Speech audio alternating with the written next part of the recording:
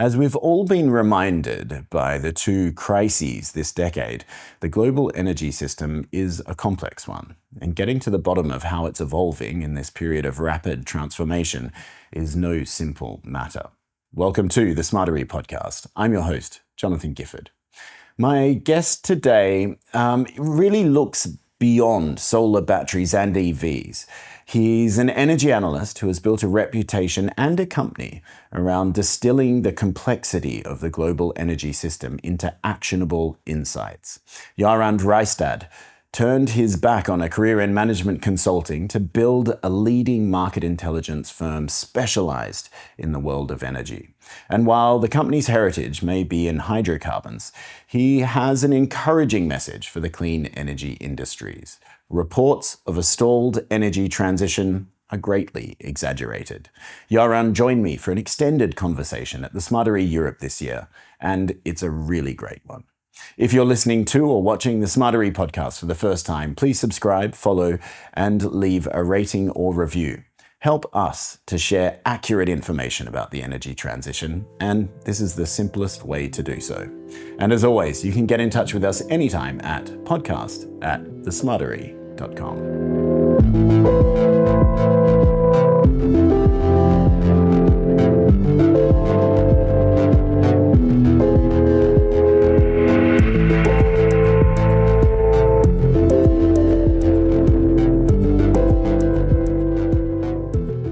Here at the Smartery 2026, there's been a lot of discussions about energy systems. It's not just about generation, it's not just about energy storage, it's about an integrated mobility, flexibility and generation system. And that's why it's a great pleasure to be joined by Jarand Rystad, the founder and CEO of Rystad Energy. Thank you for joining the Smartery podcast. Thank you, great to be here.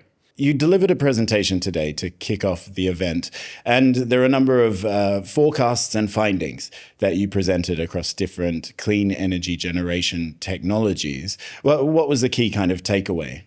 Yeah, first, in 2025, 2026 has been some kind of downturn for the green wave in a way. You can hear voices like the energy transition is dead, etc. So then we like to be a little bit fact-based on this, what is actually happening with the different clean techs, and the renewable technologies. So we did a study that we went back to 2022, which was kind of the peak of the green wave, to say it that way, and looked at what did we expect in 2022 to be the status in 25 and 30. Mm-hmm. And then we reviewed this. So are we ahead of that schedule or behind? And to put it briefly, for solar, we are far ahead of what was seen as optimistic forecasts from 2022.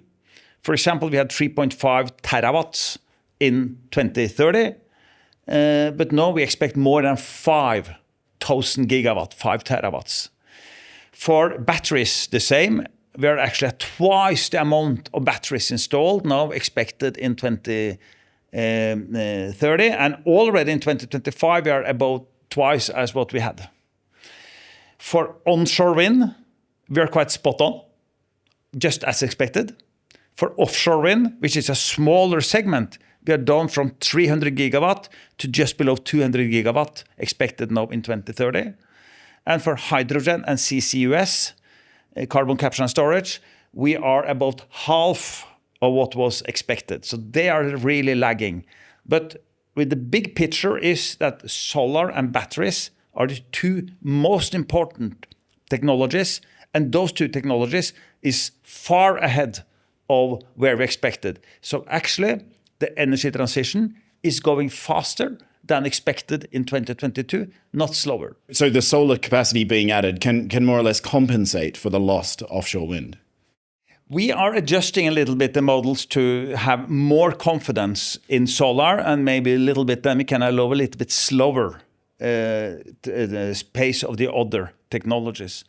And let me remind you that the energy transition, it's not about stopping oil, gas and coal. It's about outcompeting oil, gas and coal through introducing new technologies that are cheaper and better with or without policy support. So it's the pace of implementation of these new technologies that is determining the pace of the energy transition.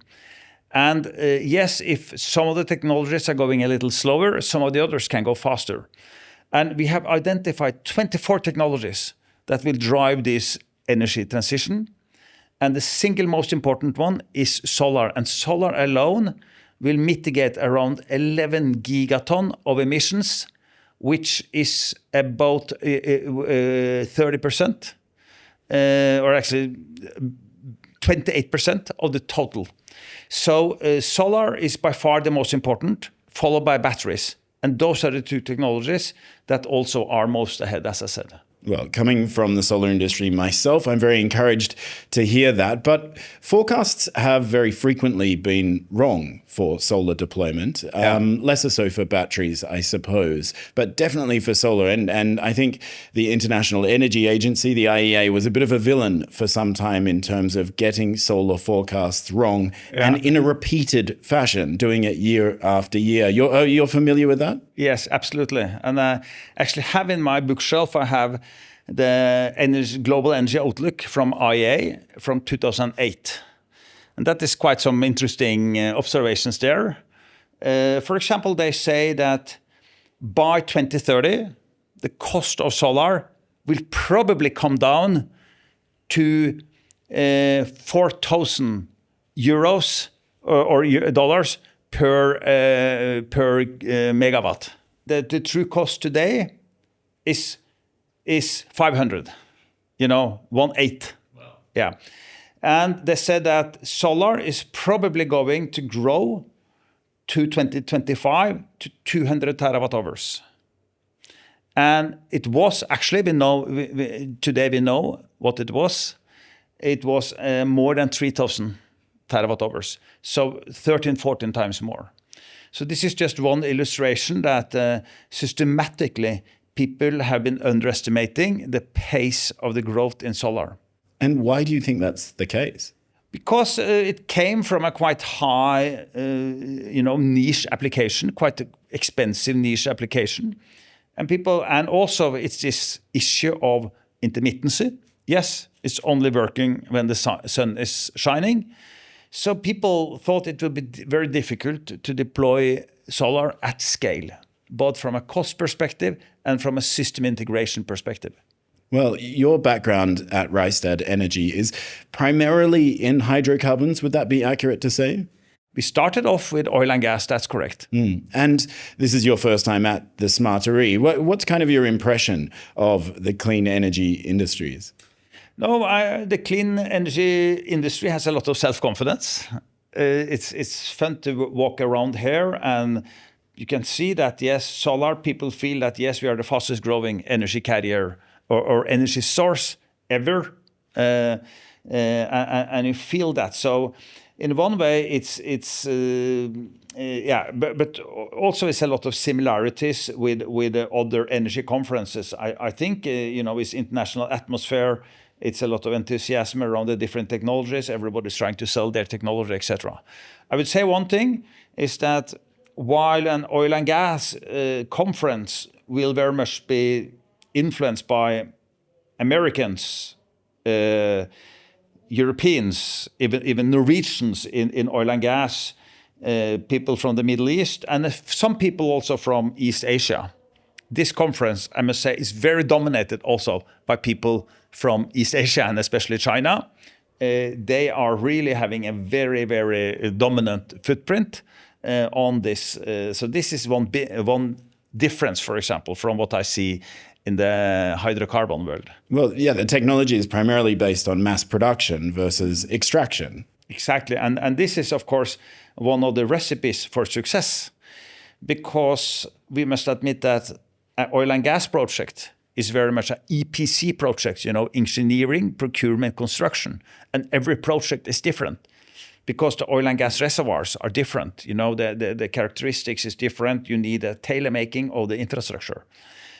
So it's $1 billion projects that are always different. And there's a limit to cost improvement. on that, what you can do then. But for solar, that is very much manufacturing. It's just the similar panels on and on again. And the same for battery cells. So that's why you have come so fast down in cost. But it hasn't all been smooth sailing for the solar industry. And like there's this term, it's pretty cringy, but it's called the solar coaster, right? It's a market that frequently goes up and down suddenly. And the industry here in Europe is facing a very big challenge in the form of low capture rates on wholesale markets. The solar energy is getting less and less valuable. It is a victim of its own success in many ways, both on the supply chain. For many of the Chinese producers, they produced too much capacity too fast and are struggling to get the margins on the upstream side, basically producing the panels. But also on the operators, they have been installing. It's been so attractive to install all these very cheap panels, much cheaper than other sources of electricity. So why shouldn't you do it? But then it's a cannibalization. In the middle of the day, it's basically too much electrons. So I just looked at the figures now for May 2026 in Spain.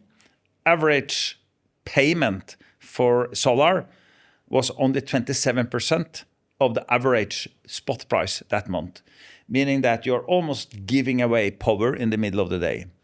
And if you then do not have any hedge or any storage for your facility, basically you're not really producing your return on capital.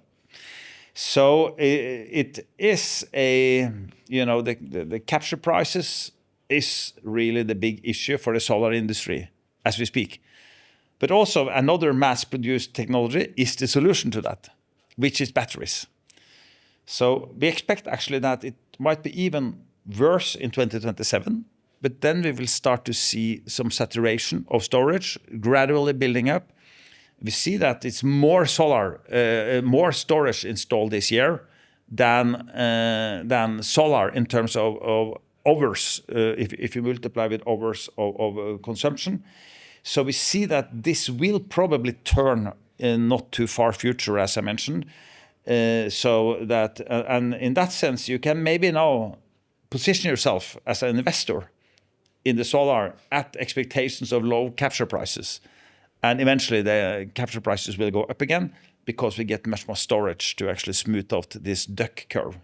Well, and it's my impression that battery deployment is accelerating at an even faster pace than solar did, right? Yeah, solar took solar took many years to build up the momentum and to get the costs down, but batteries have, like in the flick of a switch, really come in big volumes. And in some markets, Casio in California, ERCOT in Texas, in parts of Australia as well, in the national energy market, we're seeing these batteries are already having a big impact in terms of wholesale prices as well. It's starting to have an impact, but you need actually approximately 30 to 35% of the capacity of batteries versus the capacity of intermittent production before you get actually a saturated market. And that was, you modeled that at Rystad, and that was the conclusion. Yes, because we are modeling this, also looking at all sources in the different market. How you have thermal backup capacity, you have other things.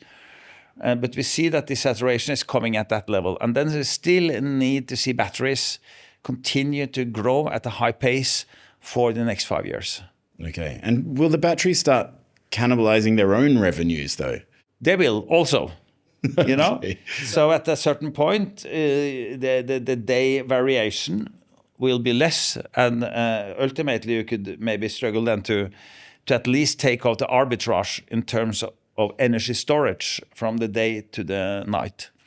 But batteries have also other business models. You can sell frequency stabilization backup systems at different levels that you need to do that, different time frames.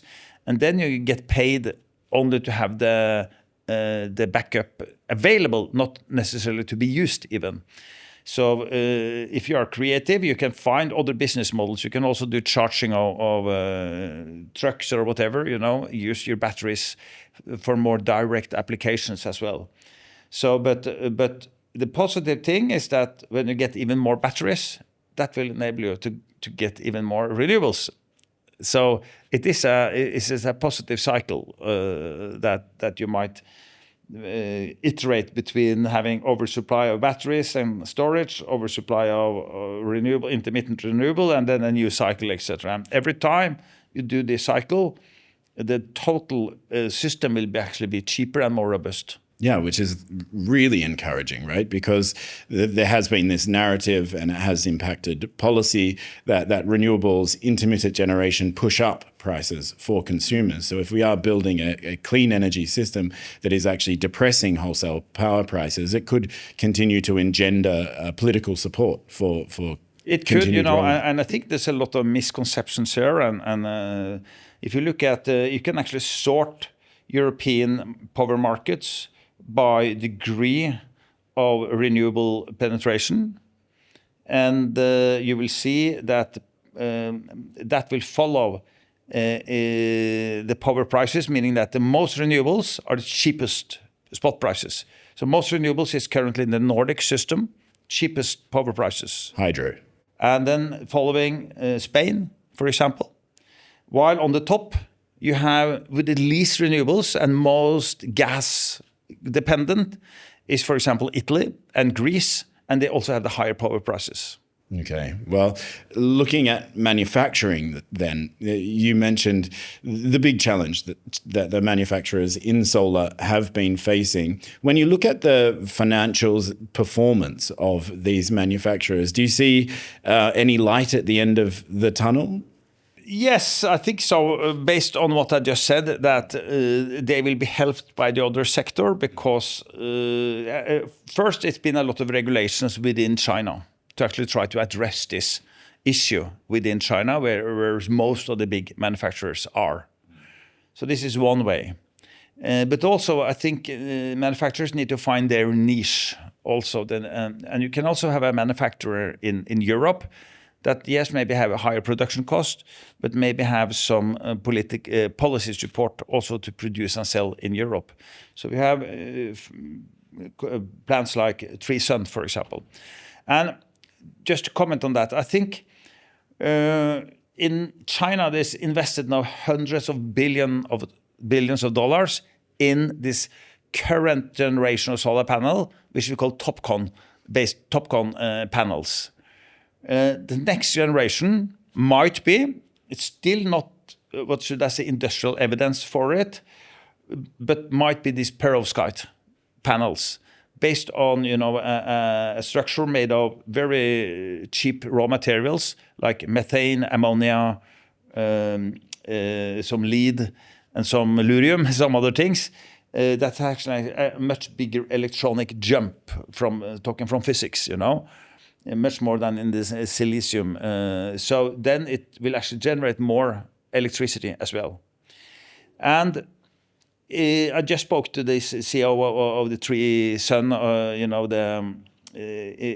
and he said that it could be a comeback for European producers is to go straight to that next generation of solar panels, if they are successful in producing this on an industrial scale. The problems or the challenge with these panels is that they decompose rather fast. So we need to find exactly the same chemistry to make this more stable. And you're taking them actually on top of a silicium-based panel, so that in any case it will work as a normal solar panel. But if this layer on the top is working, you will have much higher production on top of it. So maybe we will see this as a comeback for solar manufacturers and for European solar manufacturers to be leapfrogging and to go to the next generation solar panels. I don't know if there's a certainties, but let's be a little speculative and a little bit optimistic on behalf of Europe. Sure. If the technology can get to that level of stability that's required to make it kind of investment grade. Yeah. I passed through the e-mobility hall just a little while ago, and it was really buzzing. There's a huge amount of interest in e-mobility. I just saw some deployment, some battery energy vehicle sales numbers for May, and I think Europe hit an all-time high for the number of vehicles sold, EVs sold. How big an influence do you think this second energy crisis that we're experiencing this decade will have on EV uptake? I think it's we see that from the May figures. also, for example, for heavy-duty trucks in China, was surprisingly high. I think with 30,000 heavy-duty trucks, electric, sold only in 1 month in China, which is a very high number. So it's a big year-on-year growth. So this could be stimulated by the current event in the Strait of Hormuz a little. But usually you need high energy prices for years to really see a strong structural shift like we saw in the 1970s. But clearly it has some impact. I think now let's see what will happen this week. It is signs that the Hormuz is going to be opened gradually. It will take time to fill up. And it was an unusually oversupplied oil market. So it was a lot of buffers. That's why we haven't seen the oil price go even higher. But even given this, it's spreading a feeling of uncertainty and dependency for net molecule importers. So they are focusing now on being more independent from molecules and through either directly customer behavior or also enforced by policies from the governments, maybe to then have an even higher pace also on electrification like we just talked about. It'll be fascinating to see how it plays out, and some very encouraging signs for e-mobility, and the way e-mobility actually and energy storage and solar generation all can interact and form a system is very encouraging for right across the industry. Jarand Rystad, thank you very much for joining the Smarter E podcast here in Munich, and thank you for watching. This podcast is a Climate Copy production. Nicole Schäfer is our producer and graphic designer, Ina Gossen, Wolfgang Weicht, and Peggy Herter-Zille from Solar Promotion, support on coordination and marketing. Klaus Schulte directed and edited this special series from Munich this year, and Martin Mostert and Timothy Cowan were our videographers. Be sure to follow, like, and subscribe on YouTube, Spotify, Apple Podcasts, or wherever you found us. If you're interested in the latest developments in solar energy, storage, and energy system integration, be sure to check out the Forum Solar Plus, taking place on the 24th to 25th of November in Berlin. Visit Forum Solar Plus website for details on registration and upcoming announcements. Get in touch with feedback, comments, or suggestions at podcast@thesmartery.com. I'm Jonathan Gifford, and thanks for joining me on another episode of the Smarter E podcast.